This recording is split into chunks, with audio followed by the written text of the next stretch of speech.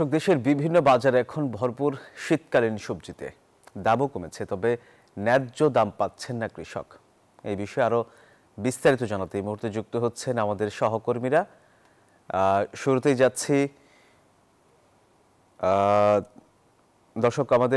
যাচ্ছি ঢাকার নতুন বাজারে, সেখানে আছেন সহকর্মী রিয়া। রিয়া, বাজারে সবজির দাম আজ কেমন দেখছেন জানাবেন আমাদের।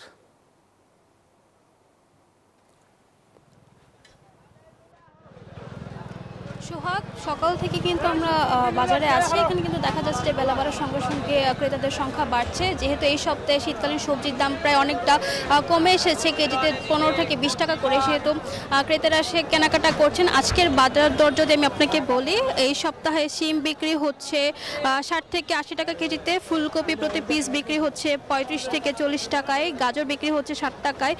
গত সপ্তাহে টমেটো যেখানে বিক্রি হয়েছিল 100 টাকা, এই সপ্তাহে সেই টমেটো 60 থেকে 70 টাকায় বিক্রি হচ্ছে। কাঁচামরিচের দাম নেমেছে 80 টাকায়, এছাড়া বরবটি আগের দামই রয়েছে, তবে লাউয়ের দাম 100 টাকা থেকে নেমে এই সপ্তাহে দাঁড়িয়েছে 60 থেকে 70 টাকায়। পেঁপে বিক্রি হচ্ছে 40 টাকায়। তবে নতুন আলুর দাম প্রায় অনেকটাই কমেছে। গত সপ্তাহে নতুন আলু বিক্রি হয়েছে 160 টাকা কেজিতে, সেই নতুন আলু এই সপ্তাহে 80 টাকায় নেমেছে। কিছু কিছু জায়গায় আবার 70 টাকায় বিক্রি হচ্ছে। এছাড়া পেঁয়াজ পাতা নতুন আকর্ষণ নিয়ে এসেছে বাজারে। পেঁয়াজ পাতা কিন্তু বিক্রি হচ্ছে 40 থেকে 45 টাকা কেজিতে।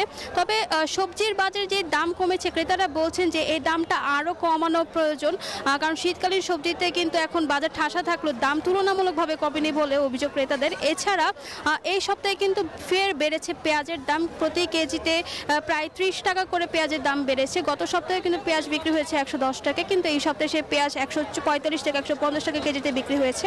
এছাড়া পুরান আলু এই সপ্তাহে 22 থেকে 25 টাকা দরেই বিক্রি হচ্ছে। সব কিছু মিলে আসলে সবজির বাজারে যে দামটা কমেছে, কিন্তু সেই দাম কিন্তু কমানোর যে হারটা সেটা সেই পরিমাণে কমেনি। এছাড়া অন্যান্য জিনিসের দাম কিন্তু বাড়তে রয়েছে, আলু, পেঁয়াজ এবং আদা রসুনের দামও কিন্তু বাড়তে রয়েছে।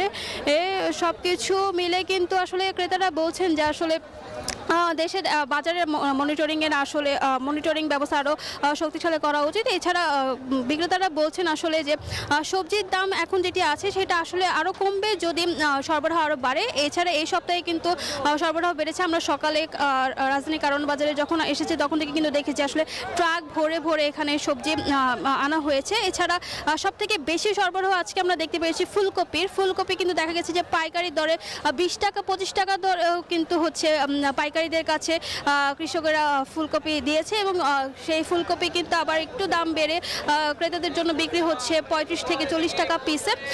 এছাড়া যদি বলি যে আসলে আমিষের বাজারের কথাও যদি আমরা বলি, যে সেখানে কিন্তু দাম অপরিবর্তিত রয়েছে। গত সপ্তাহের মধ্যে সব কিছুর দামই কিন্তু আগের মতো রয়েছে। তো সব কিছু মিলে বলতে পারি যে আসলে যে সবজির দামটা কমেছে, এই দামটা আগামী সপ্তাহ নাগাদ আরও কমতে পারে।